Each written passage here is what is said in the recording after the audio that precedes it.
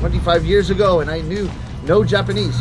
I thought I knew no Japanese, but actually, by virtue of being an English speaker, I can automatically speak a little bit of Japanese. It's because Japanese has a very convenient aspect of the language for us English speakers, and is this: if you say certain words of the English language in a Japanese way, in a katakana way, katakana is the syllabary, a, iu, e, o, kakiku, keko, sashi, su, so, rarirurero, lalilurero. If you pronounce English in this katakana way, sometimes it can magically become Japanese. This is very helpful. First time I came to Japan, it was a very hot day, I was thirsty, I wanted a beer. I just wanted a beer, but I had no idea how to say beer in Japanese, but I just tried it in katakana. I looked at the waitress, I said, biru. And the waitress brought me a beer. And I thought, oh, this is fantastic. Next, I wanted a wine, so I just tried it. I got it. A glass of wine. A glass of red wine appeared.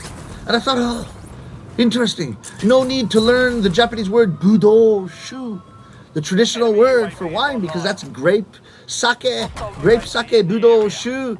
Now, if you went to a restaurant and you asked a young waiter or waitress for budoshu, they wouldn't even understand what you're saying. Wine is Japanese. I thought, I wonder, I'll try some longer words. I wanted a cheeseburger, so I just said it. Cheezu, baga, don, got it. And I wanted to see how far I could take this.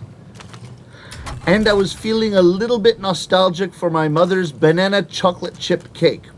And I thought, there is no way that this is actually a Japanese word. However, the Japanese bakeries may very well have it, because, you know, Japanese bakeries are amazing. They have the European pastries and breads and everything, and the Japanese ones, they tend to have everything. But I thought, there is no way banana chocolate chip is actually going to be understandable, comprehensible in Japanese, but I tried it. Banana chocolate chip cake. Oh, got it. And I thought, wow, Japanese is so easy. Now, the problem is, there's times when this works and there's times when it doesn't work. The times when it doesn't work, you can run into problems. I ran out of soap in my kitchen, in my apartment in Tokyo, about a year ago, and I'd forgotten the word soap in Japanese, so I looked it up on Google Translate. I Googled it, and it came up here, seke.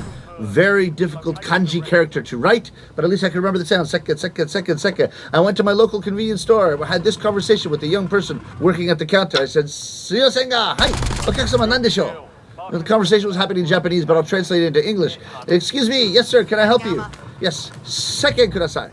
Second, please. Yes sir. One more time, please. Second. Just tell me what the second is. I'll go get it. I just want to buy it. What? Sir, I'm sorry. I'm just not sure if we stock that item. I'll have to check with my manager. Could you please repeat that one more time? I said, how many times do you want me to repeat it? Second. Second. Second. Second. Second. Second. Second. Second. Second. Second. Second. Sir, perhaps that is an item which they only sell in America? I said, no. I know you have it here. Refused to understand what I was saying. First, I thought it was his fault, so I just spoke louder and repeatedly. Obviously, it wasn't his fault. It was my fault. I was forgetting a very important aspect of the Japanese syllabary. It's called the little tsu. Now, those of you who are studying Japanese or know Japanese, you will know there are two tsus in Japanese. The little tsu and the normal tsu. The normal tsu is very easy to remember because it makes a sound. The sound is tsu. The little tsu makes no sound. It just instructs you to wait infinitesimally before proceeding to the next syllable. So it's not second, which is what I was saying. It's second, which to us is almost the same.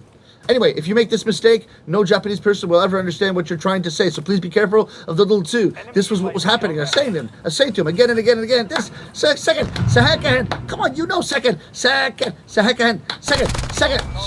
perhaps, sir. Sir,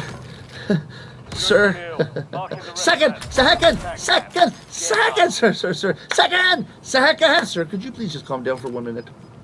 I'm just not sure if I've ever heard of the item you're looking for. Never heard of the item. Look at, when I wash my hair, what do I use? What's this in English? When I put in my hair, shampoo, right?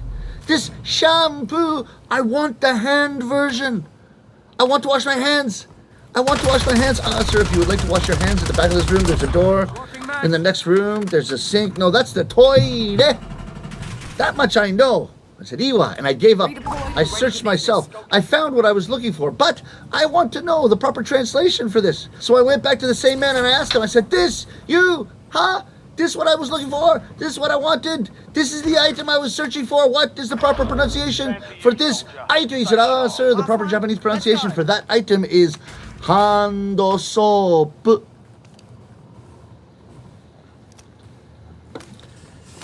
Thank you for teaching me English.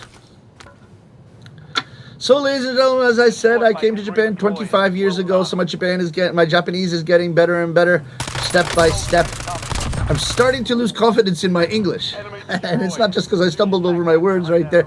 People say things to me to make me lose confidence in my English. For example, when I moved to New York a couple of years ago to put the show on Broadway, a lot of people ask me, oh, where are you from? That's a typical question. I think people ask it in the United States all the time. We ask it in Canada all the time. Just interesting because people are coming from all over the place. But I think, having lived in Japan now for about 25 years, I think I've lost my Canadian accent. So people can't tell where I'm from, particularly. I'm not sure. But I like to have a little bit of fun. So I said, where are you from? I always say, guess. Yeah, I'll go to the taxi, go to a home party, in the bar or restaurant, meeting a stranger for the first time, talking to the waiter. Where are you from? I always say, guess. And here's the countries they say. Russia, Croatia, Sweden, Finland, Denmark, Germany. These countries have one thing in common. English is not the first language. So I get frustrated. I say, no, come on. I'm from Canada.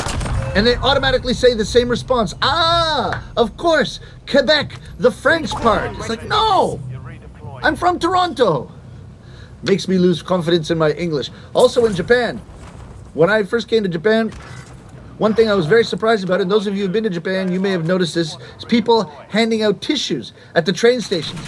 At first I thought these were free tissues to the tissue companies, but then I realized that this is advertising. That's actually genius in Japanese advertising because, like I do advertising my Broadway show in Times Square, I might give people a leaflet or a pamphlet